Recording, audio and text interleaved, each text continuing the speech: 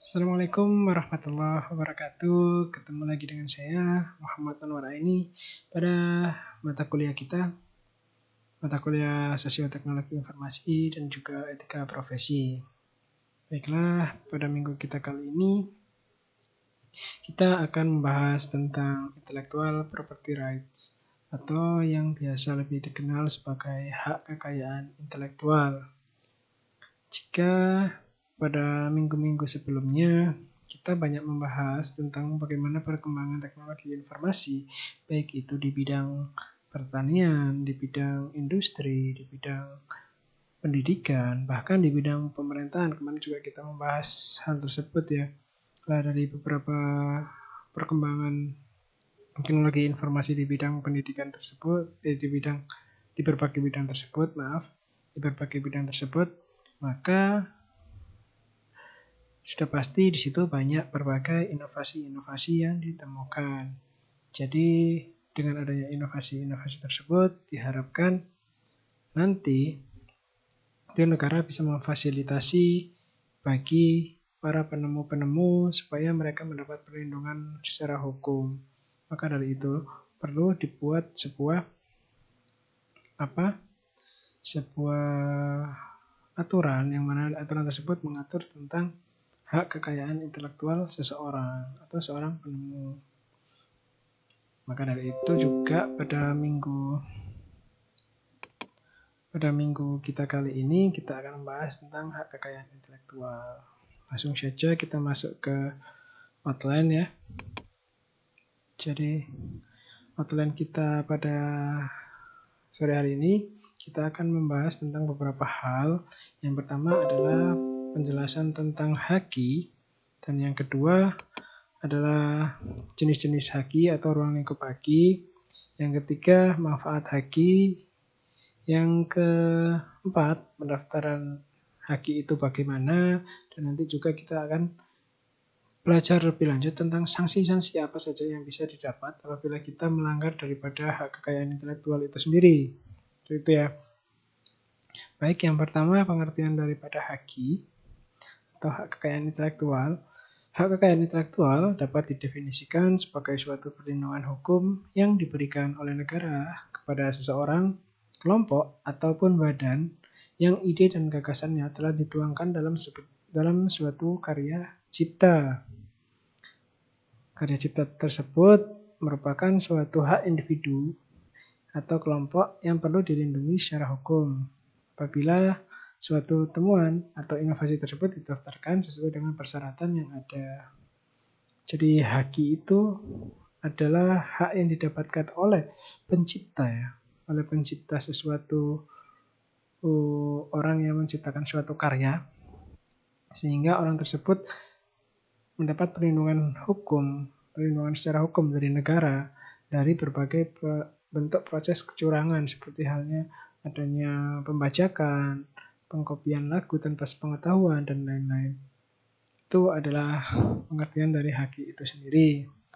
Adapun dasar hukum dari haki, kalian bisa lihat di sini ada beberapa dasar hukumnya, baik itu secara internasional maupun secara nasional. Jika internasional, kalian bisa lihat di situ ada Convention pada 1883 tentang hak cipta, Paris Convention 1886 tentang paten, merek, dan desain industri.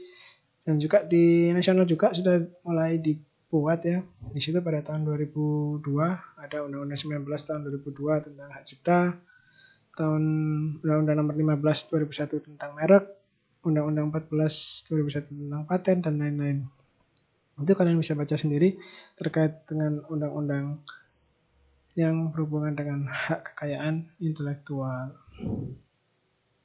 Nah, jika tadi kalian sudah mengetahui pengertian dari haki sendiri, jadi jika kita golongkan menjadi kelompok besar, haki itu terbagi menjadi dua nih, hak cipta dan juga hak kekayaan industri. Kalau hak cipta bisa kita sebut copyright, dan hak kekayaan industri adalah bisa disebut industry property rights.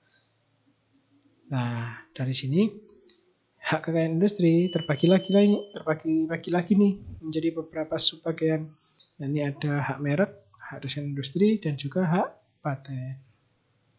Baiklah, nanti setelah ini Akan kita kupas satu persatu, one by one, step by step, mulai dari hak cipta, hak kekayaan industri, hak merek, hak desain industri, dan juga hak paten. Baiklah, kita mulai yang pertama ya, hak cipta. Hak cipta merupakan istilah legal yang menjelaskan bahwa suatu hak yang diberikan kepada pencipta atas berbagai karya mereka. Tujuan utamanya adalah memberikan perlindungan atas hak cipta serta memberikan penghargaan atas buah kreativitas yang telah mereka lakukan. Kategori dari dari hak cipta sendiri itu mencakup karya-karya literatur dan juga karya artistik. Seperti karya literatur adalah novel, puisi, dan juga karya artistik seperti halnya software, film, musik, gambar, bahkan fotografi. Itu merupakan beberapa kategori yang bisa dikategorikan sebagai atau bisa didaftarkan sebagai hak cipta. Yang kedua ada hak kekayaan industri ya. Yang mana hak kekayaan industri merupakan hak yang mengatur segala sesuatu milik perindustrian, terutama yang mengatur tentang perlindungan hukum. Kategori ini mencakup paten, merek, desain industri. Nah, kan tadi sudah dijelaskan ya bahwa ruangan lingkupnya itu kalau haki terbagi menjadi dua kelompok besar ini. Nah, nanti di hak kekayaan industri itu akan terbagi-bagi lagi menjadi beberapa subbagian. Nah, kita akan menjelaskan satu persatu subbagian tersebut. Yang pertama, yakni hak paten. Hak paten adalah hak khusus yang diberikan negara kepada penemu atas apa yang telah ditemukannya. Biasanya hak paten ini lebih kepada penghargaan terkait bidang teknologi ya. Jadi penghargaannya lebih kepada penghargaan ide yang telah mereka ciptakan. Nah, itu undang-undang tentang paten sudah ada ya, pasal 1 ayat 1. Itu pengertian paten itu sendiri ya. Nah, untuk paten sendiri biasanya ada dua jenis paten, yakni paten sederhana dan juga paten yang kompleks seperti itu. Nah, untuk masa berlaku paten sendiri, jika kita mengacu pada Undang-Undang Nomor 19 Tahun 2000, tahun tentang hak cipta tahun 2002 ya. Nah, itu menjelaskan bahwa masa berlaku paten itu 20 tahun dan 10 tahun untuk paten yang sederhana. Nah, untuk paten ini biasanya kalau menyelesaikan sengketa kita harus melalui pengadilan niaga dan juga kasasi daripada Mahkamah Agung. Nah, ini berbeda dengan hak cipta yang melindungi sebuah karya, paten melindungi sebuah ide, bukan ekspresi dari ide tersebut. Jika hak cipta itu biasanya lebih melindungi kepada sebuah karya atau ekspresi daripada sebuah ide, maka paten itu melindungi idenya. Pada hak cipta, seseorang lain berhak membuat karya lain yang fungsinya sama, asalkan tidak dibuat berdasarkan karya orang lain yang memiliki hak cipta. Sedangkan pada paten itu tidak berlaku. Jadi untuk membuat sebuah karya yang cara bekerjanya sama dengan sebuah ide yang sudah dipatenkan itu tidak diperbolehkan seperti itu ya. Itu bedanya dari paten dan juga hak cipta. Nah, ini kalian bisa lihat di sini ada beberapa contoh judul paten yang sudah didaftarkan. Jadi itu ada contoh ya, mekanisme penghemat baterai, setir mobil yang posisinya dapat diatur, sistem koreksi lembar jawab komputer, dan lain-lain. Itu ada beberapa contoh-contoh daripada ide yang sudah didaftarkan patennya. Itu tadi terkait paten. Yang kedua terkait hak merek. Merek adalah suatu tanda yang berupa gambar, bisa nama, bisa kata, bisa huruf, ataupun angka-angka, ataupun bisa juga kombinasi antara ketiganya, yang mana itu biasanya digunakan dalam kegiatan perdagangan atau jasa. Adapun jenis-jenis hak merek itu ada 3, merek dagang, merek jasa, dan juga merek kolektif. Merek dagang adalah merek yang digunakan pada barang yang diperdagangkan oleh seseorang atau beberapa orang secara bersama-sama untuk membedakan barang-barang yang sejenisnya. Merek jasa adalah merek yang digunakan pada jasa yang diperdagangkan oleh seseorang secara bersama-sama atau badan hukum untuk membedakan jasa sejenisnya. Jadi kalau merek dagang itu contohnya kalian sudah tahu ya. Di situ ada teh pucuk, ada teh kotak, ada teh apa, itu kan digunakan untuk membedakan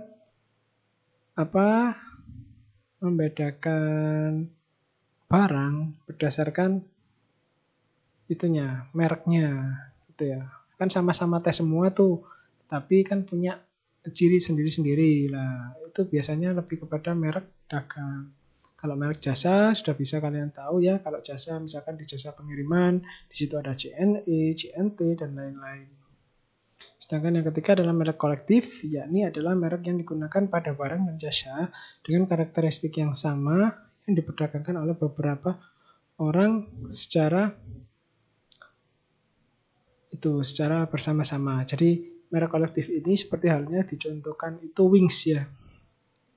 Wings itu bukan lagi sabun, jadi beberapa merek bisa ada Just Juice dan lain-lain. Itu kan tergabung dalam satu merek brand besar bernama Wings. Nah, itu merupakan contoh dari merek kolektif.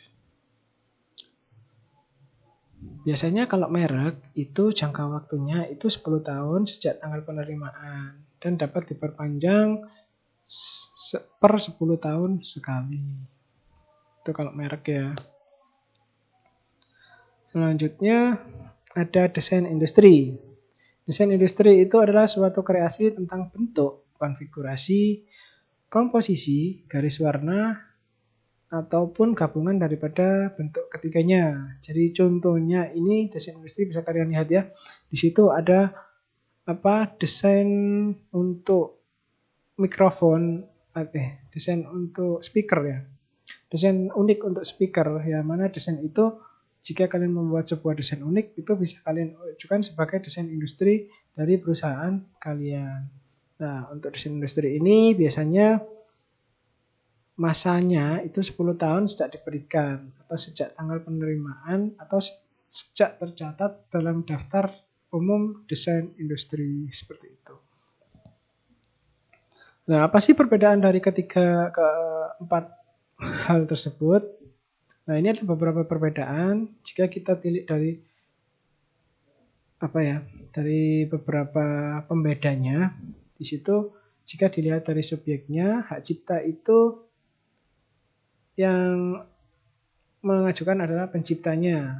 Kalau paten itu inventor, kalau desain industri itu pendesain, kalau merek itu biasanya pengusaha atau pemilik merek. Sedangkan objeknya, hak cipta itu biasanya lebih kepada karya seperti seni, sastra, dan lain-lain. Sedangkan kalau paten itu lebih kepada invensi teknologi, bagaimana ide untuk penemuan teknologi itu ditemukan. Dan untuk desain industri lebih kepada desain penampilan sebuah produknya itu bagaimana, dan juga kalau merek objeknya itu ke simbol dagang atau jasa. Sedangkan dari kita tinjau dari cara mendapatkan perlindungannya deklaratif tanpa pendapat pendaftaran, dengan paten, dan juga desain industri dan merek itu dengan pendaftaran. Lama perlindungan sudah dijelaskan ya tadi, kalau hak cipta itu kurang lebih 50 tahun setelah penciptanya meninggal. Dan kalau paten itu kalau biasa 20 tahun, kalau sederhana 10 tahun. Sedangkan kalau untuk desain industri 10 tahun, merek 10 tahun, dan bisa diperpanjang setiap 10 tahun. Nah, jika kalian tadi sangat bingung terkait penjelasan saya, terkait yang saya jelaskan satu persatu, di sini kalian bisa lihat jelas ya kalau saya memberikan contoh seperti ini. Nah, dari sini yang merek itu yang mana, yang hak cipta itu yang mana, kalian bisa dilihat di contoh ini ya. Jadi kalau Asus sudah pasti merupakan sebuah merek daripada brand perusahaan tersebut, ya kan? Sedangkan untuk hak ciptanya yaitu program yang dikembangkan di dalamnya. Jadi karya dari seorang developer developer handphone ini mengembangkan sebuah program komputer itu merupakan sebuah sebuah hak cipta yang mana nanti bila ditiru oleh seseorang itu akan harus dengan seizin si pencipta tadi. Desain industrinya di sini merupakan bentuk daripada bentuk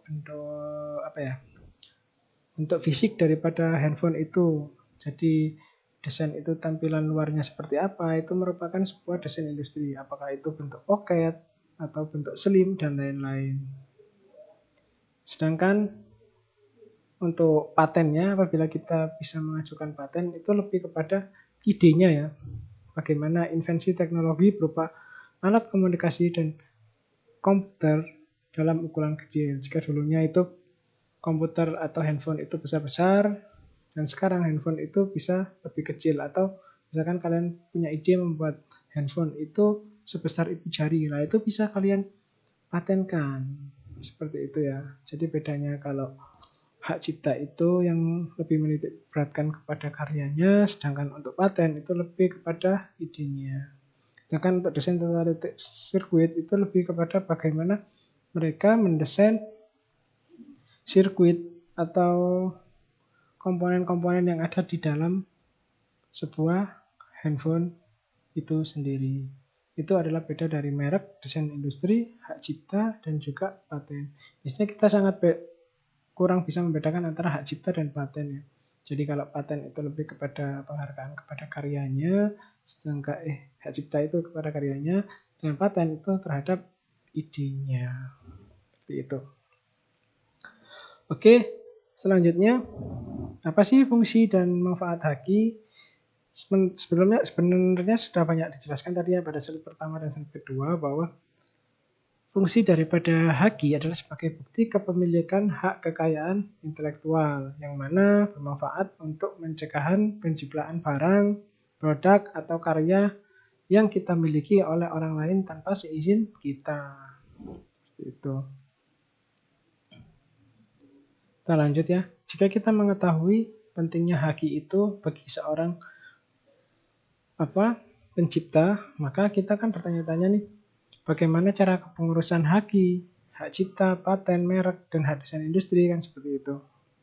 Untuk cara kepengurusan daripada beberapa hak tersebut, ada beberapa cara ya. Kita bisa mendatangi, kalau secara manual itu kita bisa mendatangi daripada kantor Kemenkumham yang mana kita nanti bisa mengisi beberapa formulir pendaftaran, di situ bisa mengisi nama kewarganegaraan, alamat, judul ciptaan, tanggal, dan lain-lain.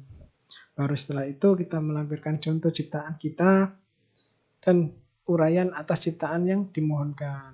Misalkan itu berupa lagu, berarti nanti kalian harus melampirkan 10 buah notasi dan juga syair, kan seperti itu. Baru setelah itu nanti kalian melampirkan dokumen-dokumen pendukung seperti KTP, akta, NPWP, dan lain-lain. Itu masuk di yang ketiga. Baru setelah itu, setelah selesai lengkap semua, kalian bisa melakukan pembayaran biaya permohonan.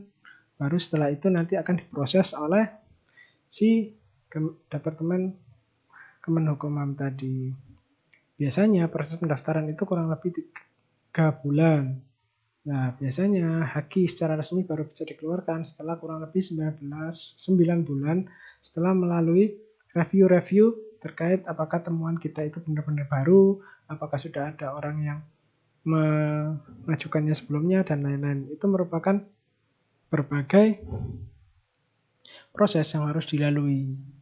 Nah, itu kan proses manual nih. Nah, setelah beberapa tahun kemarin, kalau nggak salah tahun 2018 atau 2019, kepengurusan ini sudah bisa dilakukan melalui online. Kalau nggak salah melalui situs dgip.go.id, di mana di domain tersebut itu bisa masuk subdomain merek desain industri sendiri, hak merek sendiri, paten sendiri, dan nanti itu ada websitenya sendiri-sendiri, yang mana nanti kita bisa mendaftarkan lewat situ. Nah, sebagai contoh, di sini saya contohkan ada sebuah video, yang mana video tersebut menjelaskan sebuah cara bagaimana kita mengajukan permohonan sebuah hak merek untuk perusahaan. Kalian bisa lihat videonya. Halo sahabat YouTube dimanapun berada, kembali bersama saya. Kali ini kita akan belajar bagaimana cara mendaftarkan merek secara langsung di online. Nah teman-teman, kemarin tentunya sudah buka dong yang part pertama, yaitu penjelasan gimana cara ngecek merek teman-teman. Apakah sudah ada yang punya atau belum. Ini adalah Yang di videonya video ya. kedua, saya sudah jelasin bagaimana cara teman-teman membayar atau melakukan pembayaran atau memilih kode booking yang akan nanti teman-teman gunakan buat mendaftarkan merek. Sekarang kita masuk ke aplikasi merek. Kita akan klik aja merek. Nah, ini kita masuk ke .dgip tadi ya, websitenya tadi. .go.id. Enter. Maka Anda akan masuk langsung ke halaman merek, aplikasi merek secara online. Nah, Anda tentunya belum punya akun dong, jadi nggak bisa login. Nah, Anda harus klik buat akun dulu. tombol daftar yang ada di pojok kanan atas. Klik tombol daftar.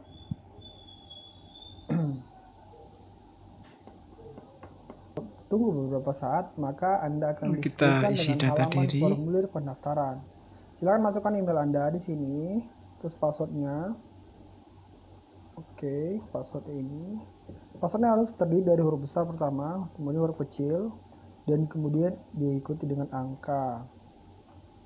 Ya. Oke. Kolom kedua di nama sesuai KTP. Kemudian nomor induk nasional yang ada di KTP teman-teman, yang ada di KTP Anda.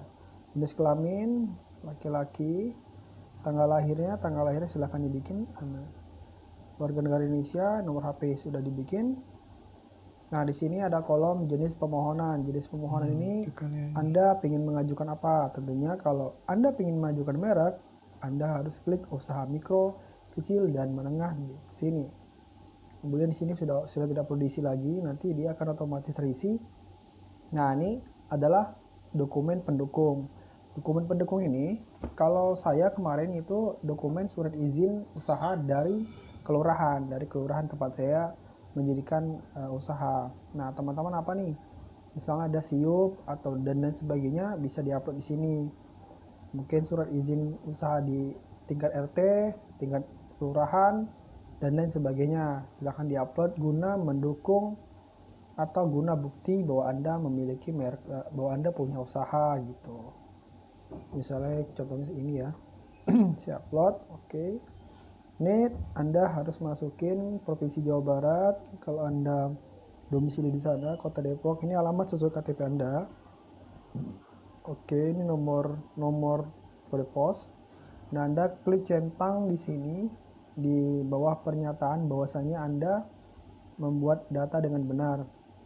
Apabila tidak benar, menjadi tanggung jawab Anda, dan DJKI berhak menghapus akun beserta permohonan.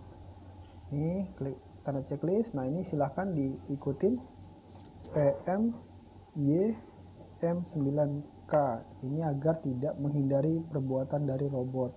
Klik proses di sini, maka Anda akan masuk ke halaman yang halaman utama tadi. Nah, silahkan Anda cek email Anda yang tadi biasanya. Cek email Anda tadi di sini. Biasa dia akan masuk di email Anda. Ada notifikasi pemberitahuan bahwasannya di sini belum masuk. Pokoknya nanti di email tuh ada masuk ya. Silahkan diklik emailnya, nanti Anda baru bisa login. Nah, ini akun saya. Silahkan login sesuai dengan password dan email yang mendaftarkan tadi. Klik login, tunggu sebentar, maka Anda sudah masuk di halaman aplikasi merek secara online DJKI. Gimana cara pendaftarannya? Anda bisa klik di kolom menu paling atas, yaitu permohonan online. Klik permohonan online. Nah, di sini ada tombol tambah. Ada tombol tambah di sini. Klik tombol tambah ini. Nah, di sini dia akan meminta apakah Anda sudah mempunyai kode booking atau belum. Nah, kalau sudah, klik sudah. Kalau belum, nanti Anda akan dikirim ke akun untuk pembuatan kode billing yang video di episode kedua kemarin kita bikin. Udah ditayangkan, silahkan teman-teman dilihat lagi videonya itu gitu. Kalau sudah melakukan pembayaran, klik sudah, maka Anda akan dimunculkan halaman berikutnya. Di halaman ini karena saya tidak punya kode booking lagi, jadi biasanya kalau saya letak kode booking asal-asal di sini, dia tidak akan bisa lanjut. Jadi dia tidak bisa misalnya dari general ke permohonan nggak bisa naik, nggak bisa ke step-step selanjutnya. Jadi nanti saya akan bahas dari step 1 itu apa, step 2 itu apa, sampai step 8 itu apa secara teori saja. Nanti silakan Anda bisa mengikuti step by step, ikuti alurnya aja. Nanti saya akan jelasin. Yang pertama general. General ini Anda akan diminta untuk memasukkan kode booking yang telah Anda pesan. Ini permohonan jangan lupa diisi, dagang dan jasa. Oke, ini ya kode booking. Nanti otomatis ini kolom-kolom di bawahnya, kolom permohonan, kolom jenis permohonan, tanggal pembayaran dan sebagainya otomatis akan masuk ketika kode booking sudah dimasukkan. Nah, ini untuk kolom permohonan ini berisi formulir pendaftaran. Nanti Anda akan diminta untuk mengisi data-data diri Anda dan data-data usaha Anda di sini. Gampang sekali. Nah, di kolom ketiga, nah apabila Anda melakukan pendaftaran via notaris atau pernah melakukan bantuan dari orang lain, yaitu tentunya punya surat kuasa atau surat dari notaris, Anda bisa ngupload di kolom ketiga ini. Anda bisa ngupload, gunanya buat apa? Nanti itu akan memperkuat atau mempercepat hak merek Anda akan terbit gitu. Di kolom keempat, prioritas. Nah, prioritas ini apakah Anda mengajukan merek ini benar-benar ingin cepat jadi atau seperti apa? Kalau ingin cepat jadi, kemudian Anda ingin diprioritaskan, maka Anda akan silakan menunjukkan bukti-bukti bahwa Anda adalah memang diprioritaskan. Nanti di sini diminta melampirkan berbagai dokumen sebagai merek yang diprioritaskan gitu. Jadi kolom nomor 3 dan kolom nomor 4 adalah untuk memperkuat brand Anda agar diterima dan mempercepat brand Anda agar segera terbit. Tapi kalau Anda tidak menggunakan kuasa, di kolom ketiga Anda bisa skip. Kalau Anda benar-benar mendaftar dengan sendiri, Anda bisa skip. Yang kolom keempat, kalau Anda juga tidak ada prioritas, Anda juga bisa skip. Lanjut langsung ke kolom nomor 5, yaitu kolom merek. Di merek ini nanti Anda diminta untuk menyiapkan desain grafis merek Anda. Silahkan disiapkan dalam bentuk JPEG dan PNG. Nanti silahkan diupload di sini. Di sini di kolom ini nanti Anda akan menceritakan bentuk dan warna dari brand Anda atau merek Anda. Lanjut ke kolom 6, yaitu kelas. Kelas tentunya sudah kita bahas tadi ya. Cara nyari kelas itu gampang sekali. Silahkan teman-teman sharing di kolom pencarian itu nanti ada. Silahkan diklik. Kalau passion in muslimah itu ada di kelas nomor 32 kalau nggak salah. Silahkan teman-teman cari di sini. Yang ketujuh ya lampiran. Lampiran ini bisa berupa seperti yang tadi ya, berupa SIUP atau berupa surat izin usaha, surat bangunan atau dan lain sebagainya. Pokoknya surat-surat yang mendukung daripada usaha yang sedang Anda jalankan, seperti itu. Yang kedelapan adalah resume. Resume ini adalah tampilan yang akan ditampilkan secara keseluruhan hasil kerja dari kolom 1 sampai kolom 7. Kalau ada yang kurang nanti ada tombol kembali di situ dan teman-teman atau Anda semua bisa kembali ke kolom itu. Kalau kurang silahkan dilengkapi. Kalau sudah selesai di resume, maka Anda akan klik tombol selesai. Kalau klik tombol selesai dengan syarat-syarat tertentu, maka Anda akan kembali ke kolom utama dari aplikasi merek seperti ini.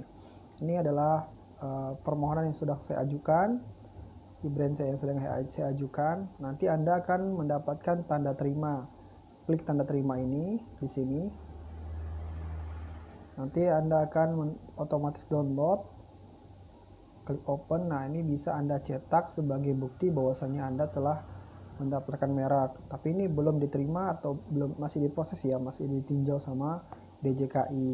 Nah, ini dia lampiran-lampiran yang sudah kita masukin. Ini surat ini saya. Kemudian ini juga surat pernyataan. Anda juga nanti diminta untuk mengupload surat pernyataan UMKM bahwasannya tindakan ini kalau misal ada tidak benar atau tidak sesuai dengan ini, atau Anda menduplikat brand, maka Anda akan diskualifikasi, dihapus, bahkan ditarik gitu loh brand Anda. Jadi pastikan brand Anda benar-benar brand yang buatan Anda sendiri. Baik, kemudian daripada itu kita kembali ke halaman tadi. Nah, nanti di sini ada surat pernyataan. Ini surat pernyataan yang teman-teman upload di kolom nomor 7. Nah, di lampirannya ya. Ini surat pernyataannya. Ini brand saya. Nanti saya menceritakan brand saya. Ini tanda tangan saya. Menyatakan memiliki milik pemohon. Nih, jadi ini surat pernyataan bahwasanya brand ini adalah milik dari Ibnu Syahmiru, milik dari saya. Nanti ini ditunggu aja teman-teman, ditunggu aja. Kalau udah daftar seperti ini tunggu aja, atau langsung teman-teman bisa cek di ini di DJKI langsung. Ini dia pangkalan data kekayaan intelektual. Nah, di sini teman-teman bisa cek hijab tempat saya nih. Ini ya punya saya, hijab alif lam mim. Kemudian tadi kan saya daftarin merek ya, kita klik merek di sini, kita cari searching. Nah, ini brand saya sudah masuk di tahapan proses dari DJKI ya, untuk melihat lebih jelas. Nah, ini sudah bisa dilihat ya. Nah, dalam proses tanggal pengajuannya segini, tanggal perlindungannya segini, dan sudah selesai. Teman-teman tinggal tunggu aja apakah nanti mereknya diterima atau tidak. Nanti kalau terima, tulisan di sininya nanti diterima seperti ini nih. Nah, misalnya ini nih. Pokoknya kalau dia sudah terdaftar, dia tulisannya akan jadi didaftar. Berarti ini brand ini sudah terdaftar di DJKI atau kekayaan intelektual. Oke teman-teman, sampai jumpa di video berikutnya. Nanti kita akan bahas bahas tentang hal yang lain. Oke, itu saja yang dapat saya sampaikan. Baik, itu tadi ya bagaimana sebuah merek itu didaftarkan via online ya. Jadi kalian bisa lihat prosesnya seperti apa, dan nanti itu step by stepnya bagaimana, seperti itu. Oke, selanjutnya adalah sanksi pidana. Dalam Undang-Undang Hak Cipta juga diatur tentang pembebanan denda dan pengajaran hukuman penjara sebagai sanksi pidana atas setiap pelanggaran terhadap hak cipta. Pada Undang-Undang RI Nomor 19 Tahun 2000 terjadi perubahan yang cukup signifikan yang menyangkut sanksi pidana tersebut. Kalau dulu pada Undang-Undang Hak Cipta Nomor 12 Tahun 1997, sanksi pidana hanya menentukan pidana maksimal 5 tahun tanpa hukuman minimal. Tetapi pada undang-undang yang baru, yakni Undang-Undang RI Nomor 19 Tahun 2002, itu ditentukan hukuman minimal paling singkat 1 bulan dan maksimal 7 tahun penjara, serta denda maksimal 5 miliar rupiah. Jika tidak dari situ, berarti sanksi yang dibebankan kepada seorang yang melanggar hak cipta itu sangat berat ya. Kita bisa dituntut maksimal 7 tahun serta membayar denda sebesar 5 miliar rupiah. Jadi jangan sampai kalau kita nanti mau membuka sebuah usaha, itu kita melanggar daripada hak cipta itu sendiri. Atau kita mau mengajukan paten dan lain-lain, jangan sampai nanti kita mengajukan atau melanggar hak sehingga nanti diberikan sanksi pidana seperti itu. Baiklah, terima kasih. Mungkin saya akhiri sampai sini ya pertemuan kita kali ini. Saya akhiri. Assalamualaikum warahmatullahi wabarakatuh.